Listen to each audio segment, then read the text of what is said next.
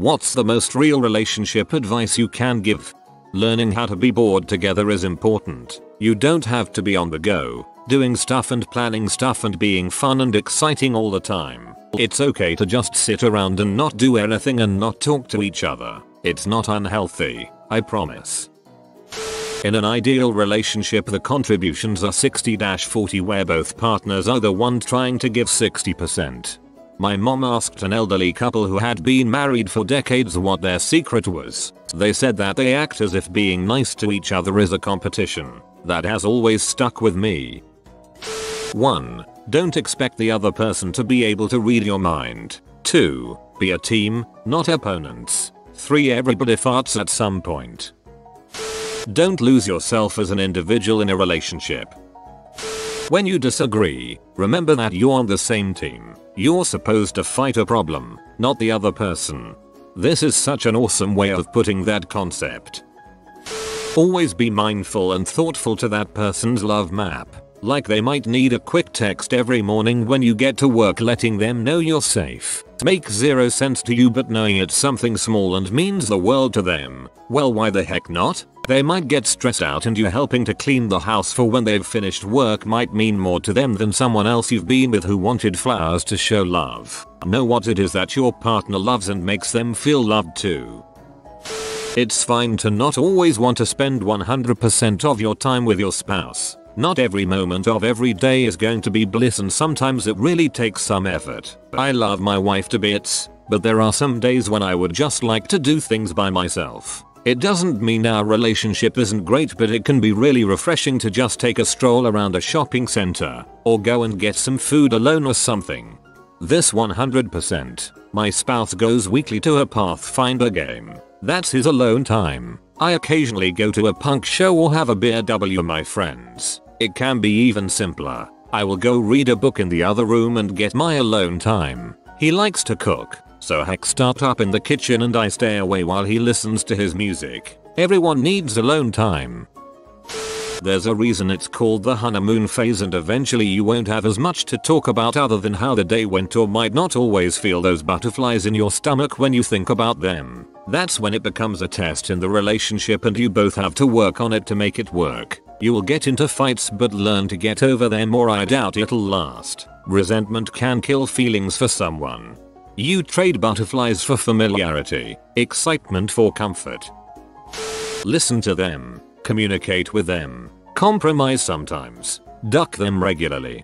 To elaborate on compromise, it doesn't always mean something we'll both enjoy. At times it will very likely mean today we do something my partner likes and that I sparingly tolerate, but tomorrow that reverses.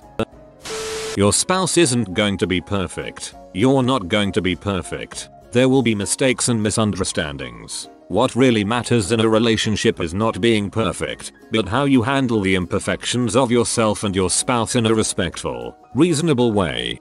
This is the best comment here, and the ones about communication.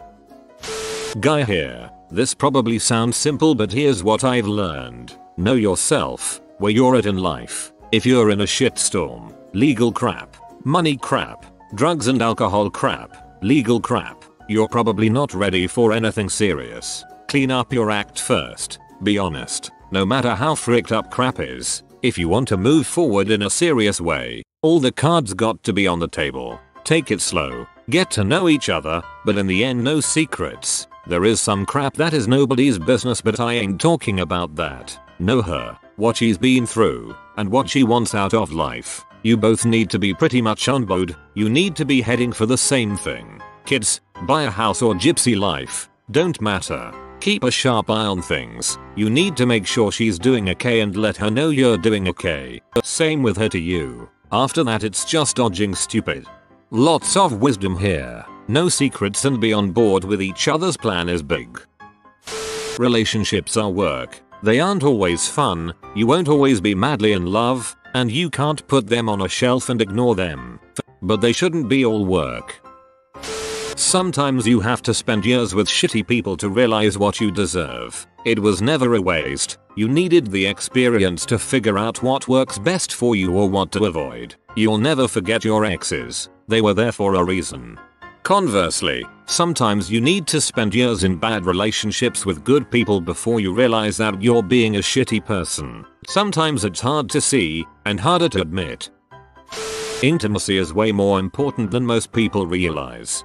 Like I've told my wife, yeah sure, there's lust involved. There's also interest in making your partner feel good as well. If that interest isn't there, your partner might as well be a sex toy for all they mean to you.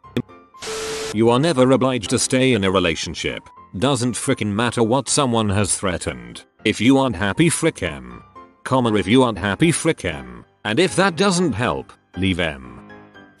Communication is the foundation upon which everything else is built. They say don't go to bed angry, not because anger does something while you're sleeping, but because it means you didn't communicate properly and you're giving up on trying.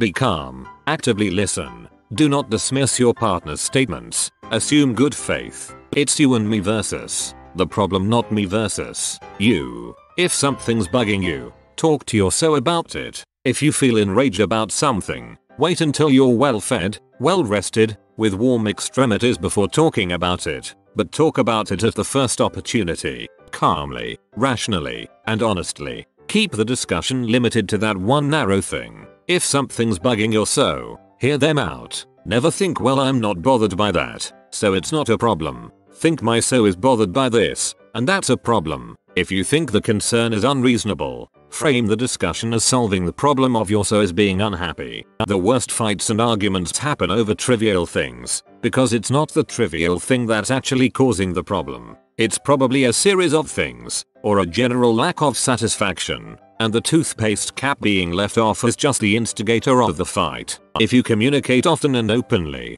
these things will not fester, they won't pile up, and you won't get into such fights.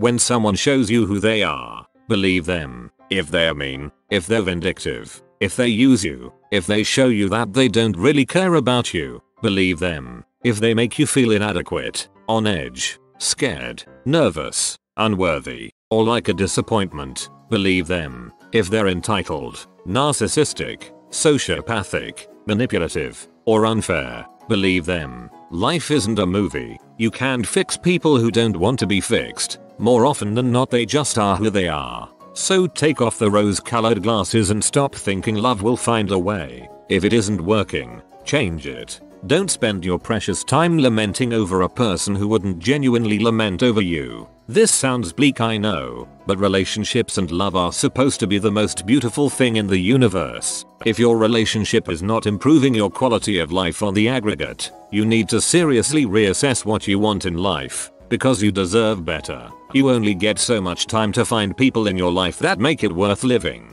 Don't get caught up on people who will make you wish you never lived it. Yes, you gotta make sure you're choosing them as advertised, not falling in love with their potential. I don't think your perspective is bleak at all. I think it's balanced and disillusioned. In related vernacular, choosing to believe who someone is a great example of living life on life's terms. It's not always easy, but it gets you out of a lot of unnecessary wrestling matches. If you go into a marriage long-term commitment with the impression that you'll be happy all the time and your life will only change for the better, you are absolutely wrong. Be realistic that there will be days you won't be able to stand each other, your lives may absolutely hit rough patches and you will not agree on how or why that situation occurred or even how to get out of it, and the like.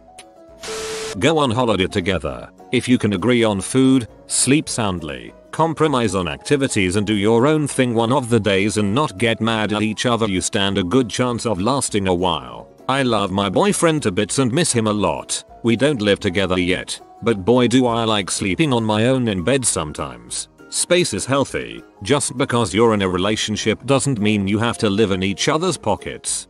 Agreed. I love my boyfriend, but I also love sleeping in my own bed sometimes.